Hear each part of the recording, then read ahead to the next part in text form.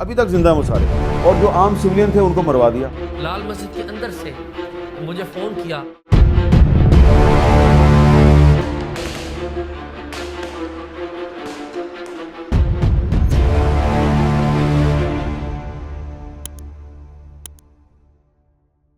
1980 کی دہائی میں جب افغان جہاد شروع ہوتا ہے تو لال مسجد ایک اہم پلیٹ فارم بن جاتی ہے۔ یہ وہ مقام تھا جہاں مجاہدین افغانستان جانے سے پہلے قیام کرتے تھے۔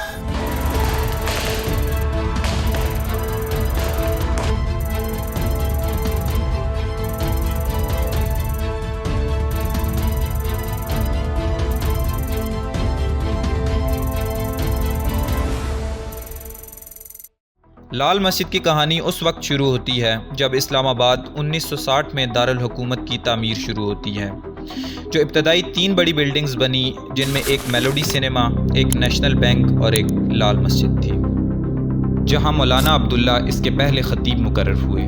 اس وقت کے صدر ایوب نے علامہ یوسف بنوری صاحب سے درخواست کی کہ انہیں اسلام آباد کی پہلی مسجد کے لیے ایک اچھا خطیب فراہم کریں، اور یوں مولانا عبداللہ کا انتخاب ہوا۔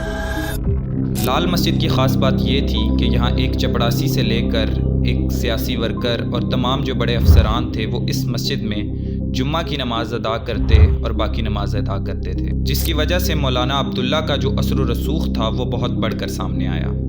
انہوں نے مسجد کے اندر ہی ایک مدرسہ تعمیر کروایا جس کا نام جامعہ فریدیہ رکھا گیا۔ مولانا عبداللہ کا سیاسی کردار اس وقت سامنے آیا جب 1970 میں تحریک ختم نبوت چلی۔ بھٹو کے خلاف تحریک میں بھی انہوں نے اہم کردار ادا کیا، جبکہ جنرل ضیاء الحق کے دور میں مولانا عبداللہ کو مرکزی رویت ہلال کمیٹی کا چیئرمین بنا دیا گیا۔ 80 کی دہائی میں جب افغان جہاد شروع ہوتا ہے تو لال مسجد ایک اہم پڑاؤ بن چکی تھی، جبکہ مولانا عبداللہ افغان جہاد کی سرپرستی کرنے والے حلقوں کے بہت قریب تھے۔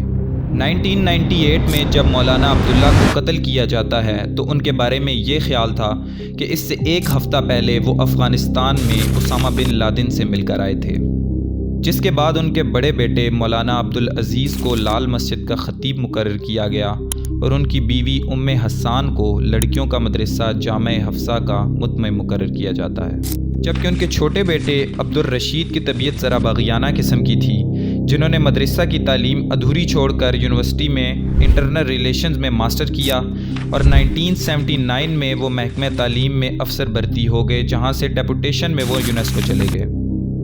اپنے والد کے قتل کے بعد ان کی شخصیت میں تبدیلی آتی ہے اور وہ داڑھی رکھ لیتے ہیں اور مدرسہ کے معاملات میں دلچسپی لینا شروع کر دیتے ہیں، جس کے بعد 2001 میں جب افغانستان میں اتحادی فوجیں آتی ہیں اور 9/11 کے حادثے کے بعد جو افغانستان میں ایک دفاعی تنظیم بنتی ہے، اس میں مولانا عبدالرشید قاضی کا مرکزی کردار ہوتا ہے۔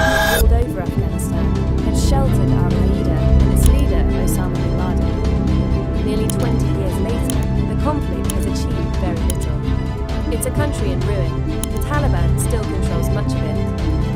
And the war is showing.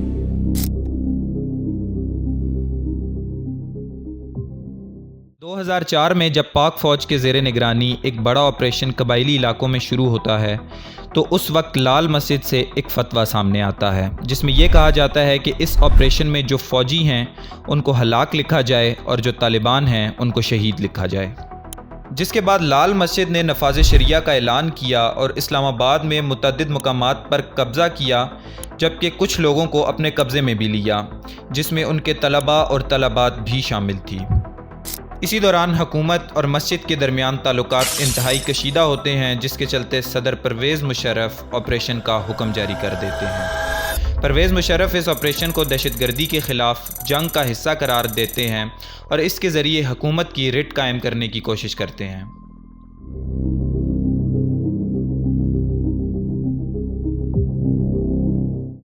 جون 2007 لال مسجد کے خلاف آپریشن شروع ہوتا ہے جو 10 دن تک جاری رہتا ہے، جس دوران مسجد میں پانی بند کر دیا جاتا ہے، الیکٹریسٹی بند کر دی جاتی ہے اور شدید فائرنگ کا تبادلہ ہوتا ہے، جس کے دوران مولانا عبدالعزیز کو ایک خاتون کی بھیس میں گرفتار کر لیا جاتا ہے۔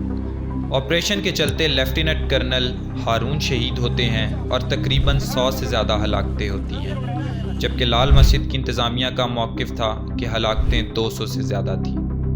جبکہ پرویز مشرف کا کہنا تھا اس آپریشن کا مقصد دہشت گردوں کا صفایا اور اسلام آباد میں امن کی بحالی تھی۔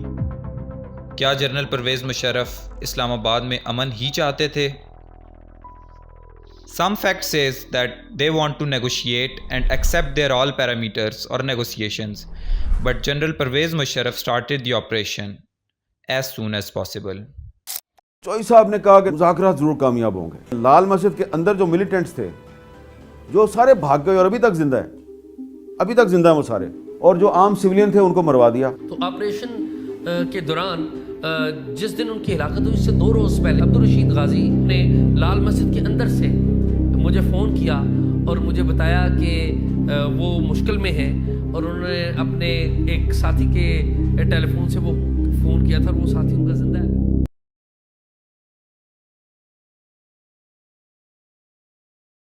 آپریشن کے بعد اسامہ بن لادن کا ایک بیان سامنے آتا ہے جس میں وہ مولانا عبدالرشید غازی کو اسلام کا ہیرو قرار دیتے ہیں، جبکہ پاک فوج کے خلاف جنگ کا اعلان کرتے ہیں۔ جبکہ لال مسجد کی پہلی برسی پہ جو کانفرنس ہوتی ہے، کچھ پولیس اہلکار تعینات ہوتے ہیں جن پہ خودکش حملہ ہوتا ہے، جس میں 2 درجن سے بھی زیادہ پولیس اہلکار شہید ہو جاتے ہیں۔ لال مسجد کی کہانی آج بھی تنازعات کا شکار ہے، جبکہ لال مسجد کی میراث آج بھی پاکستانی معاشرت اور پاکستانی سیاست پر گہرا اثر ڈالتی ہے۔ یہ کہانی جاری ہے اور اس کے اثرات آج بھی پاکستان میں محسوس کیے جا سکتے ہیں۔ اگلی ویڈیو کے لیے دیجیے اجازت۔ اللہ حافظ۔